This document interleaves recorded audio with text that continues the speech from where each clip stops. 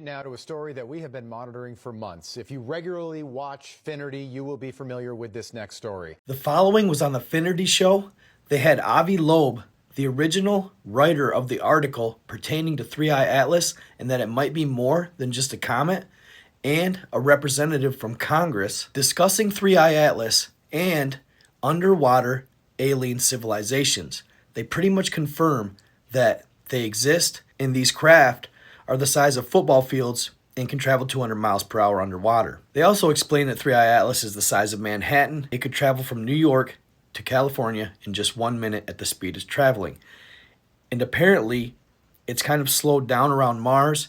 We're supposed to get some photographs from a Mars rover, and it's changed its trajectory towards Earth. Check it out. Right now, as we speak, 3I Atlas, an enormous glowing object the size of Manhattan, is speeding toward Earth on what appears to be a planned, coordinated trajectory. It's going so fast that you could fly from New York to Los Angeles in just 1 minute. Now, conventional scientists say that it's just a comet. Of course they're going to say that. But it's doing things that comets just don't do. No comet we've ever seen. So what is it? Joining us now to answer that question, Harvard astrophysicist Dr. Avi Loeb, and member of the House Oversight Committee, and someone who took part in the UAP hearings just last month, Tennessee Congressman Tim Burchett. Gentlemen, great to have you back on. Dr. Loeb, I want to start with you. October 3rd is an important date in this 3I Atlas saga. Why is today so important, and what are we now learning about this thing? For a simple reason, a picture is worth 1,000 words. And we are about to get the highest resolution images of 3I Atlas when it comes within 29 million kilometers from Mars. There are several orbiters, one that was deployed by NASA around Mars, and it has a camera. This camera is called HiRISE that will be able to resolve 3I Atlas with a 30 kilometer per pixel resolution. So we will learn much more about it in the coming days, and hopefully the data will be out soon. Science is fun because we can learn from evidence. So far, there are 7 anomalies of this unusual object. The size is very large. It's larger of all the size of Manhattan Island, about 1,000 times more massive than the previous interstellar comet, about 33 billion tons, at least that mass. There was a jet coming out of this object towards the sun. Unlike a cometary tail that usually goes away from the sun, there was an unusual chemical composition containing mostly nickel without iron. There was a polarization of light never seen before for comets. And the trajectory of 3I Atlas is aligned with the plane of the planets around the sun. The arrival time was fine-tuned to come very close to Mars today, and later to Jupiter and Venus. And and also I noticed that the arrival direction of 3I Atlas was coincident with the direction from where we got the most powerful radio signal back in 1977 that was called the WOW signal, still unresolved. From Sagittarius, and it comes from that direction, although we don't know the plane, but it comes from that direction in the solar system. So basically, Congressman, I know you just heard all of that. Dr. Loeb wrote the UN about this, saying this should be looked into. We're going to have the best pictures we've had yet from Mars of this thing, unless the government hides them from us, which they could do. Have you been briefed on this, Congressman? I have not, and I'll tell you, one of the reasons I admire so much Dr. Loeb is what he said. We can learn from science. He's not one of these arrogant jerks out there that looks down upon everybody else. He actually enjoys explaining it to folks like myself. He's a hero in this movement. And he's also a pretty brave guy because he takes some pretty tough stands with his scientific data. But yeah, this is the kind of thing that we need to be briefed on. You got to wonder what our scientific community, NASA and all the rest are doing right now. I realize there's a shutdown going on, but this is occurring before the shutdown. And and this thing is heading our direction, Congressman. Yeah, I just want to ask you about one other issue while I have you. Sorry to cut you off, sir. You received intelligence that suggests that there are perhaps deep water alien bases right now sitting on the ocean floor on this planet. Is that accurate? I would say that's pretty accurate.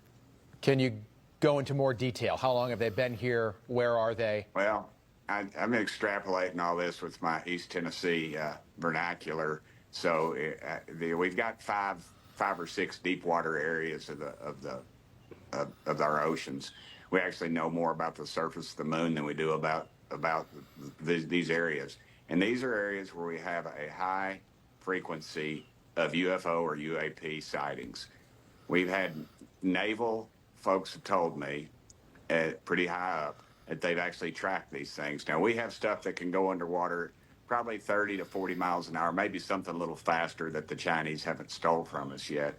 And we've tracked things big as a football field going 200 miles an hour. Now, I realize in the water you extrapolate that to knots and all that, but just for good old East Tennessee common sense, 200 miles an hour is something the size of a football field. And we don't know what it is. And these are in these areas. So, yeah, there's something going on there. And whether it's something that's been here for millennial or whatever, and I'm not afraid of it. I'm kind of like Dr. Loeb. I love to study this kind of stuff. It's the scientific material there he's the one that disclosed some things that were found that were extraterrestrial in our oceans. And, he's brave enough, I believe, to come forward with those. So I'm looking forward to some more talks about this. But I think I've kicked the hornet's nest because it was just in a casual conversation with a blogger, and I discussed it. It wasn't in a classified setting, so I could talk about it. But I always remember the last thing this one high-ranking official told me as he left my office. He was right close to me as I am to my phone in my barn right now, and he said, Tim, they're real. Dr. Loeb, hopefully these images come out soon and we find out what this thing is. Congressman, great to have you on. Appreciate you making the time for us. We'll have you back as well. Thank you. So, we're just here at the cockpit. Hello. So, the world is... Y'all, let's get a pilot's perspective on whether the Earth is flat or a round ball. flat. The world is flat. Confirmed. Completely flat. Completely flat. And ice wall, what's beyond the ice wall? Is there another world beyond the ice wall? Wow. This pilot, from Greece, proves flat Earth. He filmed the sun and the moon at the same time, on a flat horizon. Από τα δεξιά έχουμε τον ήλιο που βγει και από τα αριστερά έχουμε το φεγγάρι. Can I ask you something? Do you think the world's flat? Of course. Yes, of course. Thank you. Definitely. Did you notice any curvature while we were up there? Curvature? No. No, there's no curvature? It's just all flat. I was an airline pilot for Delta for 26 years. A pilot's primary flight instrument is his artificial horizon, which he has to be maintained level to keep from climbing and descending. From a cockpit, weather permitting, I could see hundreds of miles in all directions, viewing cities connected by roads across the flat plain as far as the eye could see. This world is not what you think it is. This world is not what you think it is. Flat or is it globe, mate? It's flat. This is flat. Thank you very much, mate. God bless. A man asked the pilot if the Earth is flat. Can I talk to the pilot, please? Right here. You're the pilot? Hi. How long have you been flying for? For Delta, 21 years, but maybe like 30 something. I want to know, because they say the pilots know a lot. Do you think the Earth is flat or no? I know it's flat. You know it's flat? How long have you been flying for, you said? Over 30 years. And when you tell people that, do they think you're like crazy or no? Only one person. Only one person? Are you a pilot? Yes, sir. One question. Okay. When you descend in the air, Yeah. do you dip or do you go straight? It's straight. Straight? A little more with the nose out. That's it. But straight. You don't dip into the... No. Okay, thank you so much. I appreciate You're you. welcome, sir. All right. Is the Earth flat or round? Flat. Thanks. I'm with you. Because they tell us, that at least in the U.S., the ground's moving at about 700 miles an hour left to right. And I was thinking that's kind of odd if you're landing, going north, or moving in the north direction. No, the ground looks to us like it's standing still. Yeah, not an issue, huh? Yeah, no. You could probably see the Rockies from Kansas. Wow. But it's a clear day, but if it's smoky or hazy, obviously we can't. Did you notice any curvature while we were up there? No. No? What did you see while we were up there? This is the blue sky, white clouds. Yeah, is it flat or? Pretty flat. Pretty flat? What do you guys think? GDP will yield Behind me, you'll see leaked footage of a group of gentlemen that try to take their boat to the ice wall. Take a look at what happens to them. Keep me thinking, that cheeky better not cross my bow. Stop, Josh. They take it seriously. What did they say? You got to yield. You can't just fucking. Do they think you're going to charge them? I don't know for sure. They come back last call. Yeah, fucking talk to them. Actually going around. He's turning. Stop. He's turning. He is actually turning. He said about the ship yesterday. No, he is turning. Fucking hell, what have we done now? It's turning, Josh. Just sit still. He's slowed down, has he? Yeah, he's really slowed down. Don't know we're in trouble. It's coming to us. He's got the shits because... This is Warship over, Channel 16 over. 16. Yeah, go ahead, mate. It's bad, boys.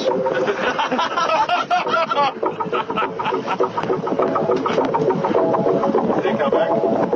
Gotta get Channel 16.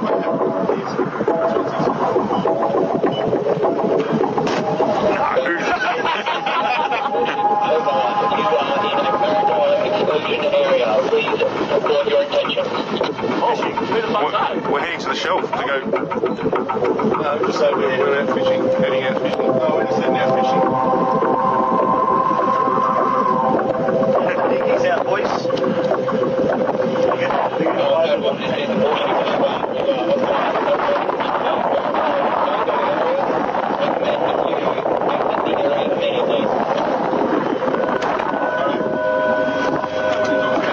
We're just traversing. Is there a helicopter coming at us now?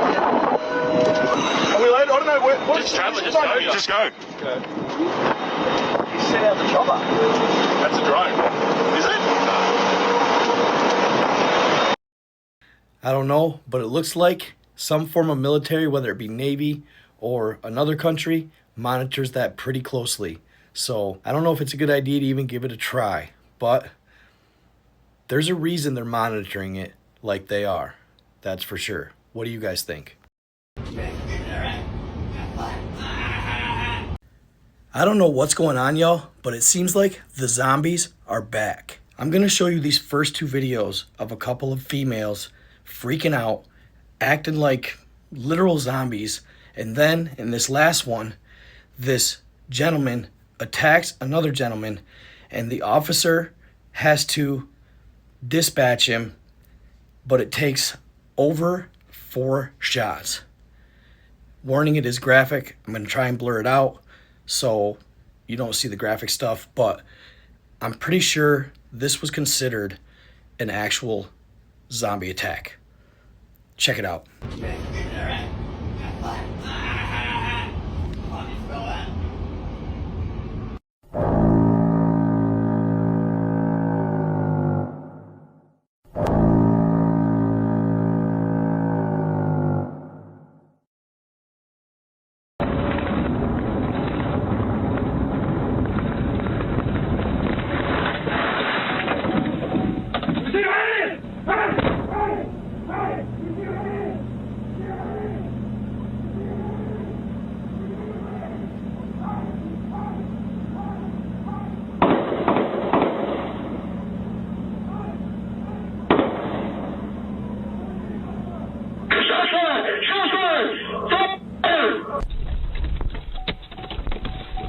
Let me see your hands!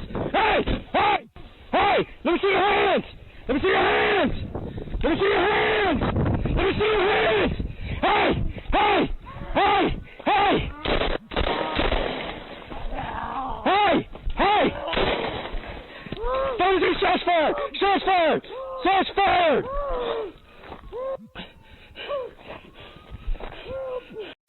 And what's crazy about that video is you could tell the guy on the bottom was on his stomach, and it looked like he was trying to run away while attacked. And rumor has it, dude on top was actually consuming. I'm not sure 100%. I haven't fact checked that, but That's the rumor. So, another attack from a man-eater of some sort has happened. And if you guys know, or have been watching me since my deep dive on zombies, you'll know that I posted a video of a government entity having a meeting, a zombie unit. So, who knows? Crazy stuff. What do you think in the comments? Let me know. As always, bringing you that fresh, raw, awesome content. Stay tuned. This is the story of Project Prometheus. The God helmet wasn't just wires and magnets. It was a key, a crude lockpick for the hidden architecture of the mind. When the coils hummed, subjects described unzipping reality at the seams. It wasn't just hallucinations. It felt as though they had tuned into layers of existence normally sealed away. The government called it Project Prometheus. On paper, neuroelectrical research into soldier resilience. Off the record, forced glimpses of the divine and the eternal. What the subjects saw? The light travelers. Some wore the helmet and reported their bodies dissolving into radiant threads. They floated in endless lattices of gold, greeted by luminous figures who radiated pure compassion. These light beings whispered messages of unity, forgiveness, and cosmic oneness. When the sessions ended, these subjects often became unrecognizably different, serene, detached from petty worries, obsessed with ideas of universal love. They couldn't go back to ordinary life. But then, the opposite, the dark side. Others were dragged into shadow. Their visions weren't angelic but oppressive. Towers of smoke, crawling figures, the feeling of being watched by an intelligence older than humanity. They described architects of fear, entities feeding on their terror. These subjects emerged unstable, haunted, convinced they had glimpsed to the engine of hell itself. A smaller fraction saw both. Their sessions began in bliss, soaring through crystalline cities of light, only to collapse into darkness, where angelic forms warped into grotesque, mocking faces. These participants often fractured, oscillating between euphoric mania and crushing paranoia. After the helmet, the visions didn't stay locked to the lab. Long after the electrodes were unplugged, subjects reported bleed-through. Light subjects claimed to still see the beings shimmering at the edges of reality, offering guidance. They glow with unusual calm, sometimes reporting their very bodies radiated heat or static charge in moments of focus. Dark subjects reported the opposite: sleep paralysis, whispers in the night, shapes that followed them into mirrors. Some vanished from the program altogether, institutionalized or quietly transferred. A classified note in one leaked report allegedly read, "Exposure produces permanent reorganization of consciousness. Subjective experiences range from beautiful enlightenment to irreversible psychotic fracture. Recommend indefinite suspension of protocol unless controllable filters can be devised." Terrifying part wasn't just what people saw, it was the consistency. Subjects who never spoke to one another drew eerily similar sketches of the entities. The light beings, tall, faceless, radiant figures with arms like branching trees. The dark ones, jagged silhouettes with too many eyes, or shadows that dripped black tar. The government couldn't decide which was worse, that the helmet created hallucinations so strong they rewrote the brain forever, or that it really did tune people in to some hidden broadcast of the cosmos, one that revealed we share a universe with things our eyes were never meant to see. The project officially shut down, equipment mothballed, data sealed, but insiders say a handful of helmets were never destroyed. A few scientists kept working, convinced they could separate light from dark, refine the signals, and harness the experience. And every so often, a story bubbles up of a soldier who speaks in riddles about golden cities, or a former test subject who swears she can feel the hum of the coils at night, drawing her in to the current of beings that live just one frequency away. What do you guys think? Is this possible? Could it be real? Let me know in the comments. So in this video, what I presume to be possible siblings are walking through the woods when they encounter what originally looked like a tree stump. But then, something happens. Do you think it's real? Could it be a duendes? Let me know in the comments. Este video fue filmado en Argentina en el año 2007. Más allá de la calidad del video, yo creo que es uno de los videos más contundentes de un elemental filmado en un bosque. ¿Qué opinan ustedes? Acá está el video. Sí, creo que sí. Yo a 3 ya le traje acá. Yo ¿A 3? le traje a unos ¿Y qué vas a manteos. hacer? ¿Qué hiciste acá? Y vino su grasita recalidad acá. Mírame. ¿Por qué te quiere que te miro? Y tal. Sí, boludo. Mira, chabón, ¿qué hizo? Mira, boludo. Un animal, ¿viste? No, mira, tiene una cabeza, boludo. Para. Para, no, para. No la asusten. ¿Qué es eso? Veo un brazo. No se mueve. Para. Parece una piedra, boludo. ¿Qué es eso? Sí. Para, no la asusten. No. Wow. Mira cómo camina. No, Dios, cuita, Y'all gotta check this out. See, my surrogate mother was Viola Armstrong. She had a son named Neil. Oh, really? As you know, the story goes, he went down to Antarctica, had a heart attack, stroke combo, and came back. And then there was stuff on the internet.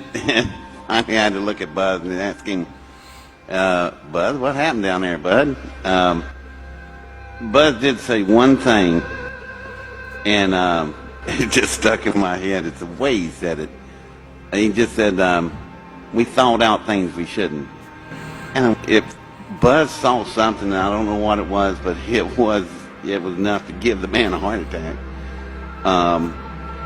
So if there are beings down there, I would think these beings never planned on us. They've been there, they came in millions of years ago. They've been under ice for millions of years. I don't think they were expecting us. Let me ask the thing about Buzz Aldrin, that there was this very cryptic tweet that came out during his stay down there. He said, "We have seen the faces of evil and we're all in danger." And this is right before he had his heart attack. And I can tell you, logistically, to do a medical evacuation from the interior of Antarctica is very difficult and very expensive. So something must have majorly gone wrong. To underscore the fact that when the C-130 crew had dropped them off, they disappeared. And then when they went to try to find them, there was nothing at the National Science Foundation camp at all. Nothing. They were moving. gone. They A were dozen totally scientists. gone. And when they did show up, they had been missing for a couple of weeks. And Brian S. and the C-130 flight crew were then sent back. And they were expecting that they would see this group of scientists out to meet their plane, doing this, yelling something. And he said they were lined up like birds on a wire. They were all kind of next to each other, and most of them had their heads down, looking at their feet when the C-130 was pulling up. And that somebody had to go from the flight crew over to the scientists and direct them to get onto the plane. And they talked about how not one single scientist said one word. Most of them walked with their looking down at the ground. Brian said when they got them loaded up, he said to his flight chief, "What in the world? Where have they been?" And the flight chief said, "I don't know. We can't get a word out of them." And during the flight, Brian went and sat down next to one of the scientists, and he said he leaned over and touched the scientist's knee, and the man never looked up. And he said, it was as if we were dealing with 12 or 15 people who had suffered post-traumatic shock syndrome, that they were unnaturally frozen in their position and no speaking, and that they all looked afraid. That one of the SEALs that I have talked to that is not in the video said that as they walked for a mile or 2 miles into these very strange created architectures, they reached a point where something started coming through the walls out into the air. At first, it would go in and out of visibility, and then they realized that their minds were being manipulated. And then when they could see it clearly, and it was coming in and out like a television signal in the air, it appeared to be covered with scales, like an armadillo, the surface of an armadillo. And he said, when you are face to face with something like that and you are trained in military to kill, but you're dealing with something you've never seen and it can go in and out of visibility, and you know that your mind is being taken over by something that you are fighting. He said that happened in one of those corridors.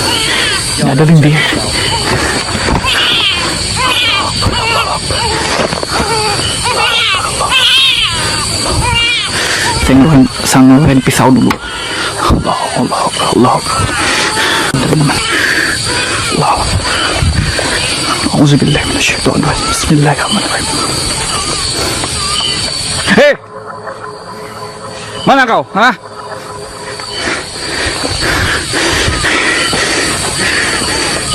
Nanti dulu. Allahu Akbar. Allahu Akbar.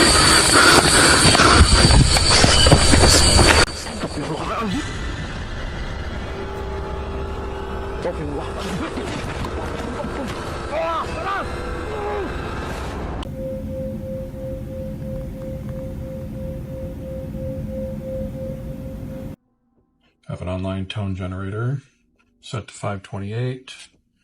This is developed by Thomas P. Sinelski. Thank you, Thomas. I notice here it can be used for science experiments. I would say so. Go ahead and play that. So here, 548 tone. There. I'll stop it before anything happens. Up here, I also have another tone generator set to 525, and I'll show you what will happen with that. Things happen much quicker when you're using pure tones rather than the other stuff.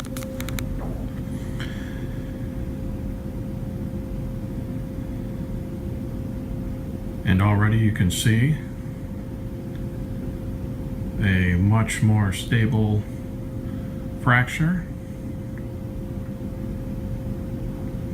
Okay, I have to do this quick because this stuff does not last. 525, you can see there's a whole range of tones here, but 525, you're going to hear, you can probably hear the fluctuation there.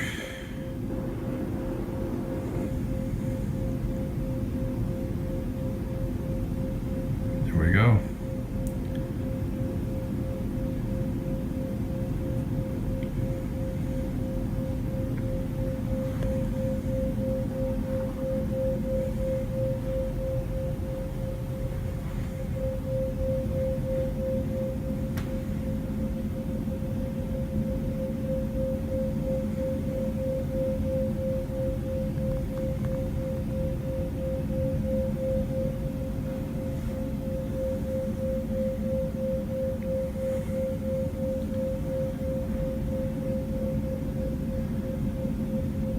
If you don't know where that is, I do. Is in Sedona, and it is a well-known vortex phenomenon. There's several of them there, and you are witnessing a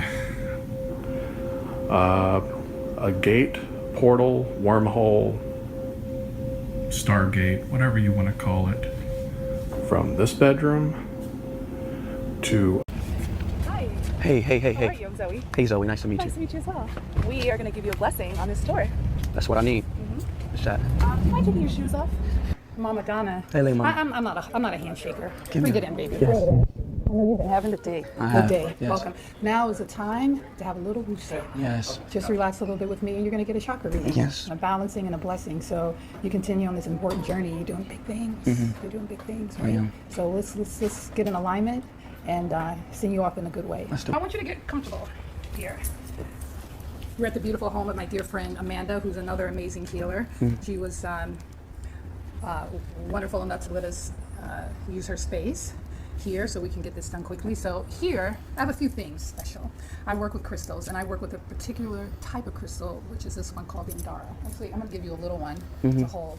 They come for very few regions of the world. These here are particularly from California, but I have also some from the motherland, from the Congo, and you just have to say yes. All right. Because we have free will. Okay. Right? Yes. Have you ever had a reading before?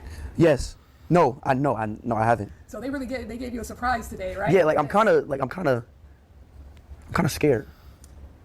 Do I look scary? No, it's just like. Okay, so that's the first. That's the first. Wait. I wasn't completely honest. Completely honest. Okay, talk to me. You don't look scary, but nah, you kind of do. Okay. But not in a mean way. Okay. It's just. Is it intimidating? A little bit.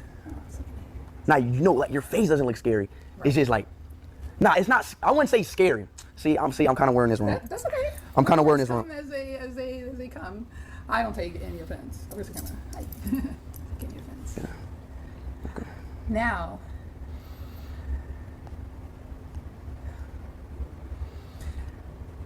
I understand why they're having you do this, and from what the little bit I saw today, I thought it's a good time to do it. Like your chakra, like Naruto. The chakra. So chakra is the Sanskrit word for wheel. So we have these energetic wheels throughout our body. We have ones that walk with us, all right? So we have a third eye open. We're seeing the truth of the situations. When you hear, they say it is what it is, that's some third eye, not what we want it to be, not what we're conditioned, right? Then we have the throat, it's our expression. How do you express yourself? And the best we can do in this evolution of life is be the most authentic. Wait, where's my? Where'd you lose? God damn it. Wait, I need this thing for my string. Hold on, I'll be right back, okay? I'll be right back. God damn, I left it out there. Yo, Harry. Harry, come here. I think I forgot my shit. It's at the... My shit. Mute.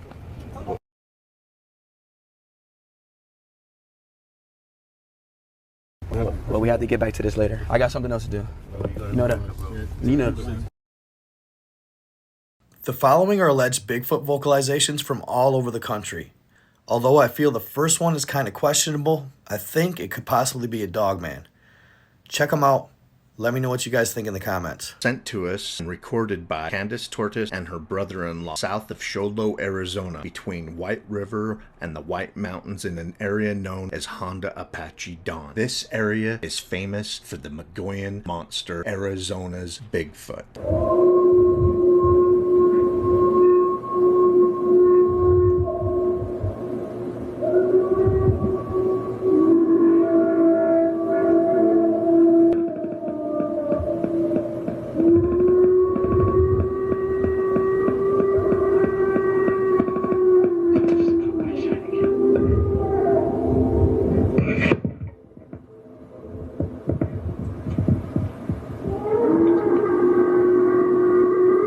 What the